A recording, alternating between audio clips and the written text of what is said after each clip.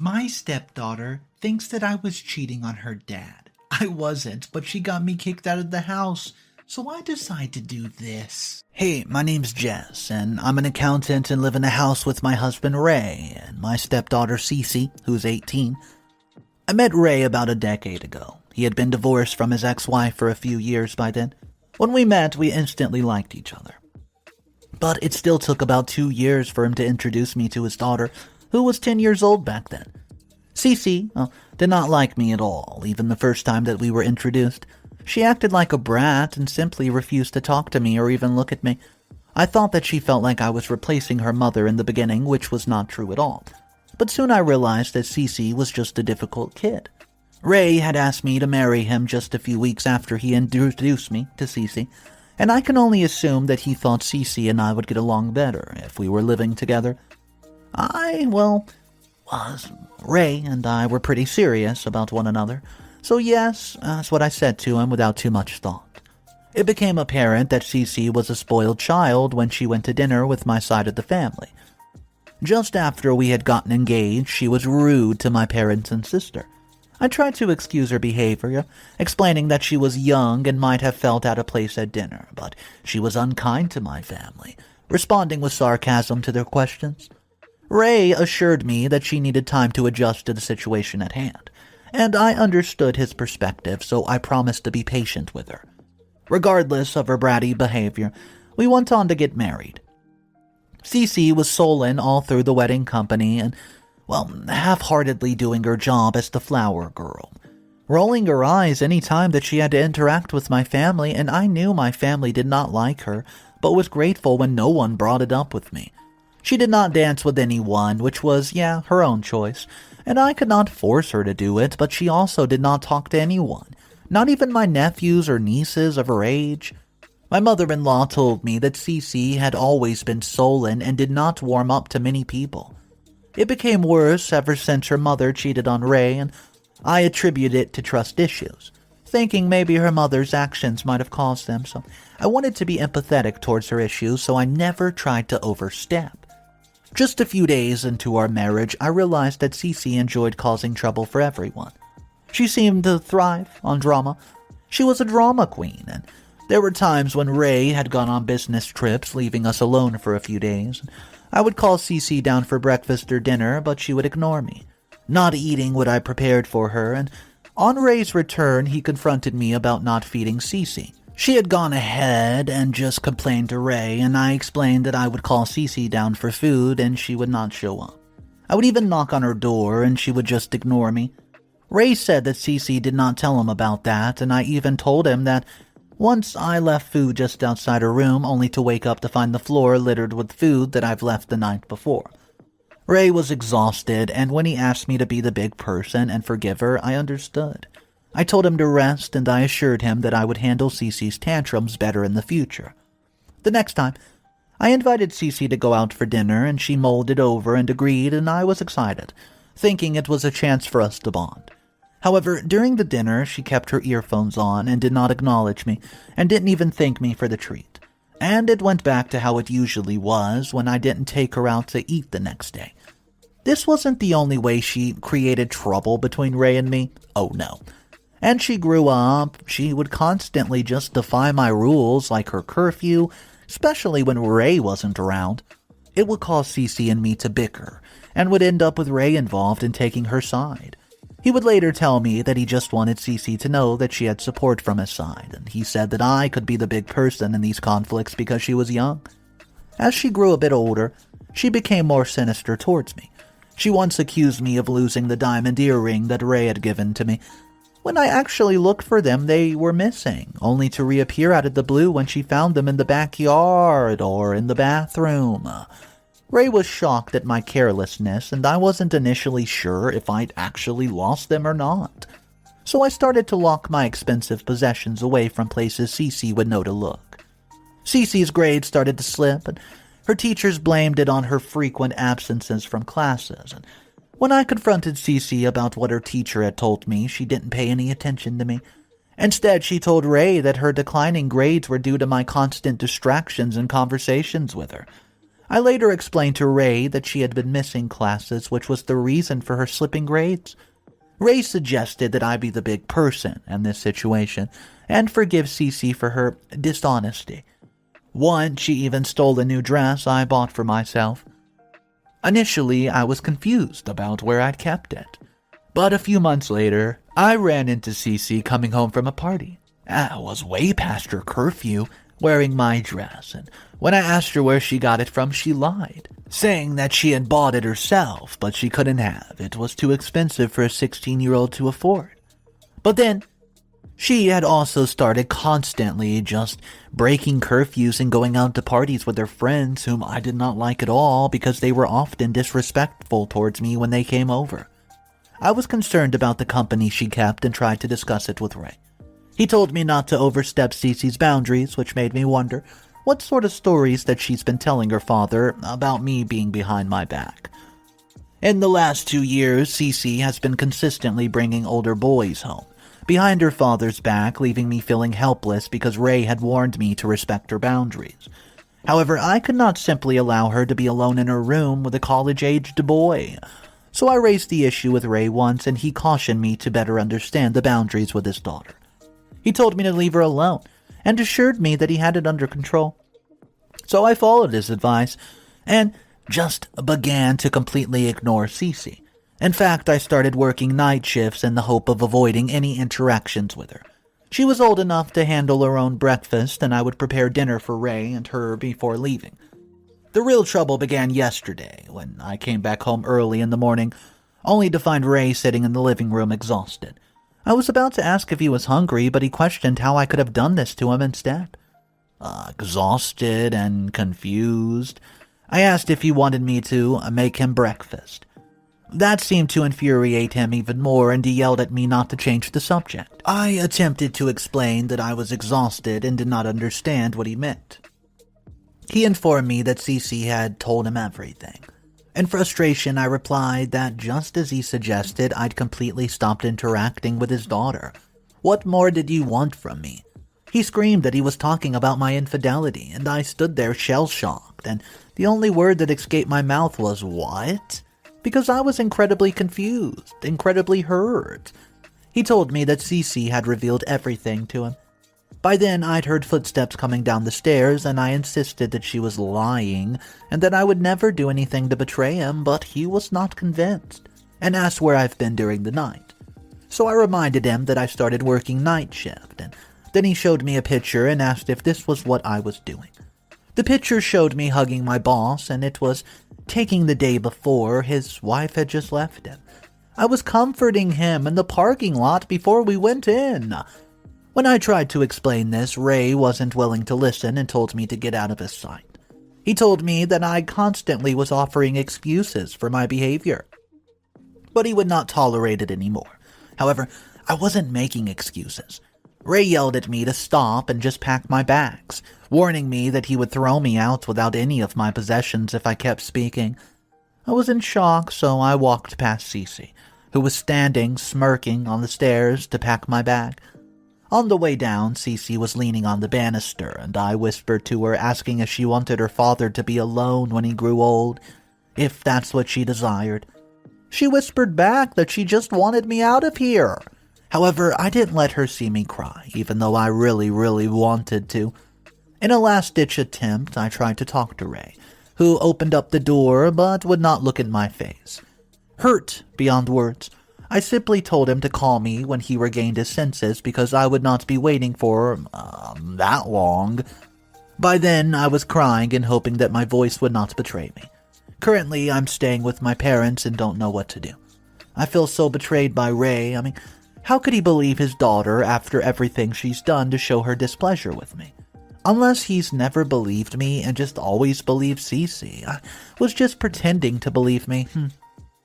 I don't know what to do anymore. I feel completely blindsided. Top comments from the original post. Comment number 1. Oh, I'm sorry to hear about your issue, Jess. Cece sounds like a difficult child who's determined to not like you. It's clear that ever since she met you, she's been against you.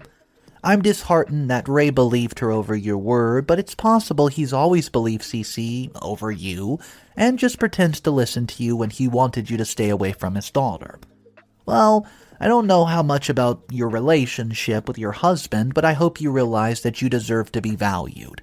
If he doesn't value you in this relationship, it's okay to find someone better. However, if you think this is just a misunderstanding and he will understand your side, be patient with him. Father-daughter relationships are very often complex. All the best for whatever happens in your future. Best of luck. Updates. Number 1. Hey everyone, it's Jess again. It's been 2 weeks and Ray has not even called me. I hate that he thinks I cheated on him, even if it is a lie. He genuinely believed that I cheated on him for 2 weeks now, but I didn't want to pressure him to contact him. However, I needed some files for work. I delayed getting them for days, but I can't wait any longer. So when I was off work, I decided to spend a few hours outside so I could retrieve the files from Ray's house while he was at the office, and hopefully Cece would be in school. When I entered the house, I tried to tiptoe toward the office next to Cece's room, just in case. I heard noises coming from her room as I slipped into the office, and I debated whether to check what's happening or simply leave without getting involved. I decided to take a quick peek before leaving as the door was wide open. I was horrified by what I saw. Cece was making out with an older guy, and I'm talking at least a decade older. I felt the need to intervene. She's 18. I mean, come on. I told them to stop. The man jumped back right away, but Cece looked frustrated by the interruption. I asked the man how old he was, but he would not meet my eyes, and instead told Cece that he would call her later. Well, I felt completely hopeless, just standing there as he walked out. I asked her if this was the reason she lied to her father. Her only response to my question was an eye roll as she attempted to walk past me. I grabbed her by the arm and she struggled to free herself. I asked her the same question in a more intimidating, low-type tone. She swallowed and told me that it was none of my business. I reminded her that she was jeopardizing my marriage, so it was very much my business, actually. She tried to reiterate that that was the case. I should not have cheated on her father. But she wasn't very convincing, and we both knew that she was lying. I asked her if that was the plan, to bring boys home, have fun with them in the absence of her father, and she told me to mind my own damn business. I was overstepping her boundaries. She used the same words that Ray did, which made me feel unsettled at how easily she had put words in Ray's mouth. This realization made me rethink our relationship. So, I quickly picked up the files and the papers that slipped from my fingers and headed out. I was going to think about this situation, but before I could, I realized that I've picked something else up with my documents that shook me. It was some of Cece's documents, including her health records, about, getting rid of a baby she had a year ago when she was 17 years old. Now I have no idea what I should do. Should I tell Ray about this sensitive situation? I'm at a complete loss. Update number 2. Hey everyone, it's Jess again with another update. So, it's actually been 2 months since Ray and I had our fight. I had been thinking about our relationship a lot during this time. My thoughts have been leaning on the darker side, and I have been considering that it might be better if we split.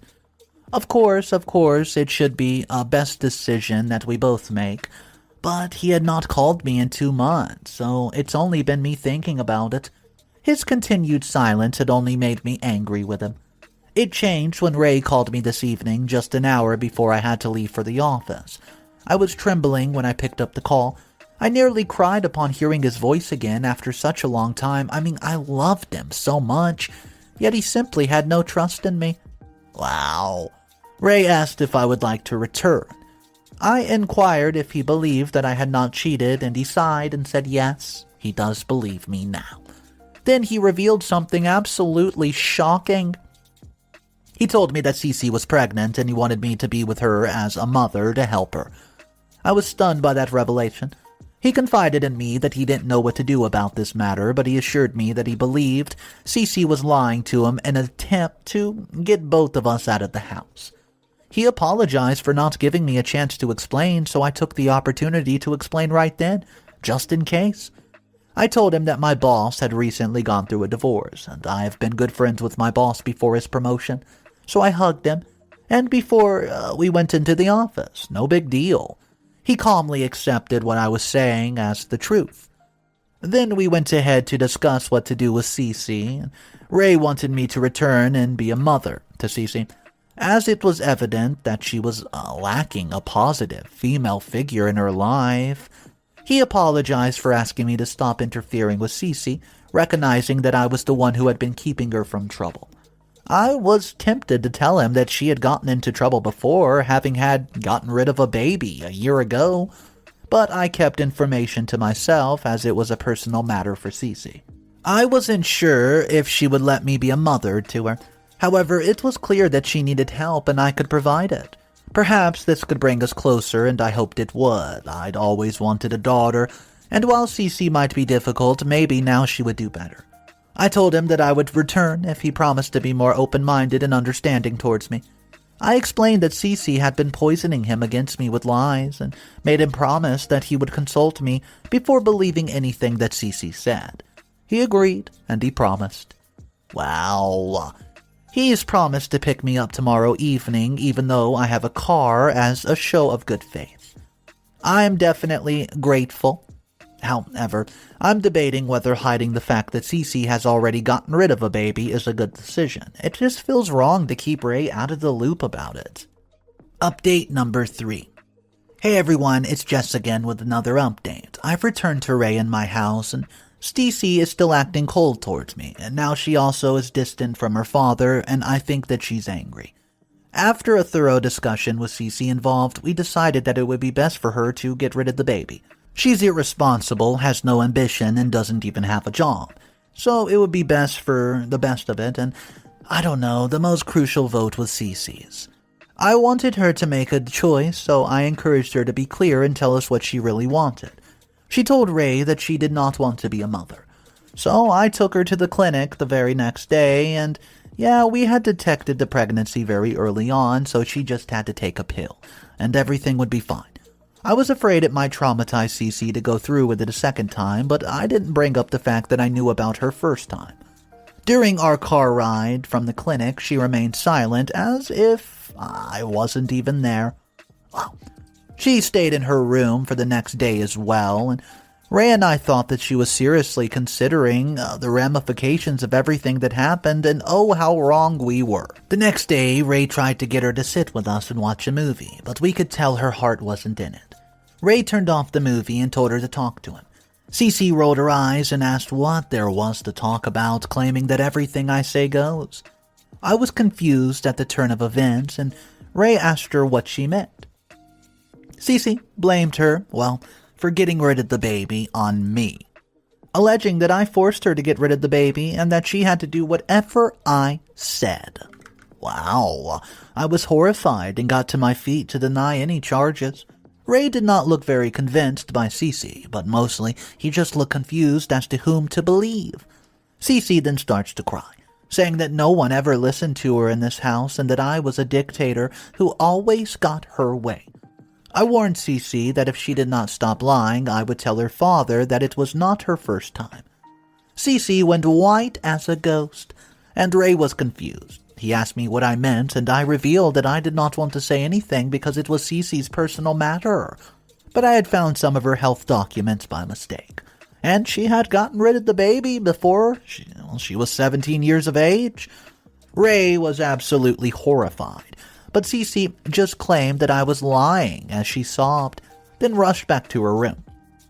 Ray was not ready to accept it and called me a liar, and I asked him why would I lie about such a delicate matter. But he wouldn't listen to me and rushed to our room, locking it from behind. Now I'm sitting alone in the living room, utterly infuriated. How dare Ray not believe me after everything? I understand that he didn't want to see his daughter in a different light, but he's too soft-hearted when it comes to her. And how dare he call me a liar? However, this time I will not let Cece manipulate Ray. Update number 4. Hey, it's Jess again. Last night I decided that I would not stay silent and let Cece come between me and Ray. I decided to reveal everything to my mother-in-law Evelyn, so, she's pro-life, and it would land Cece in some heated trouble. I went to Evelyn's house the very next day, and she was home with her daughter Kelly, who was visiting for the weekend. The more, the better, I thought. I also knew Kelly to be very orthodox, and I told Evelyn and Kelly about how Cece had always been difficult. Evelyn could relate because she and Cece had never gotten along either. I shared with them how she broke us up by lying to Ray about my infidelity, and they were very compassionate towards me. Then I explained how I had found documents providing that Cece had gotten rid of a baby when she was 17 years age, and another one just recently. Wow, but blaming the decision on me to get me in trouble with Ray? They were both angry at Cece, at me, and at Ray for allowing Cece to go through with it. Wow, I wasn't going to argue. It was just a clump of cells, right? But I needed them to just talk to Ray and persuade him to be firmer with Cece, hoping that their support would make Ray see that he was being too nice to his daughter, and potentially ruin her life because of it. They both accompanied me to my house where my husband was still giving me the cold shoulder. But then he saw his mother and sister, and they scolded him for letting his daughter get away with, 2 babies. Ray tried to intervene, but they did not give him the chance. They were also horrified at how he believed his lying daughter over me after everything that happened. Ray would not meet my eyes at that. By then, Cece had come downstairs at the commotion happening in the kitchen. Evelyn turned red upon spotting her granddaughter. She told Ray that he needed to throw her out of the house. All 3 of us were horrified at her claims, and Evelyn said that she needed to learn a lesson from her mistakes and lies. I thought it was a step too far, but Kelly agreed with Evelyn. Evelyn said that if Cece could just live with her for a year, only then would she ever be allowed back in the house. She would ensure that Cece takes some classes at the community college to make something of herself, instead of always running after boys. Evelyn would observe if her behavior changes otherwise, and she would make sure that Cece's disowned by her and Ray, promptly throwing her out of the house. Cece had started to cry by this point, and I thought it was a good enough idea. If she would not listen to me and Ray would not stand firm against her, then Evelyn should be the one to put some sense into her. Ray took a deep breath and told Cece to pack her crap. She would be living with her grandmother from now on, and if she made any more mistakes, tried to lie, or engaged in inappropriate behavior, Evelyn would disown her and throw her out. I'm genuinely scared for Cece now. Update number 5. Hey guys, it's Jess. It's been 6 months since my mother-in-law took my stepdaughter Cece to live with her. There have been a few developments in the meantime, and I thought I would just update you on the latest situation. Evelyn had forced Cece to enroll in some classes at the community college. Cece reluctantly began taking them, but it was evident that she was not taking them seriously. Evelyn also compelled her to get a job, which she managed to do and maintain. Ray was relieved when she stuck with the job, and unfortunately Cece could not last in Evelyn's house for more than 2 months. Evelyn found her with a boy one day while she was supposed to be away for church. This made Evelyn mad, who promptly threw Cece out on the street. Evelyn also warned us against taking her in, especially Ray. Despite our attempts to talk Evelyn out of her decision, she insisted that these desperate situations would teach Cece the best lesson. Cece has been living at a homeless shelter, and she hasn't communicated much with us, but we do know that she's still holding on to her job. She's also been attending classes more diligently.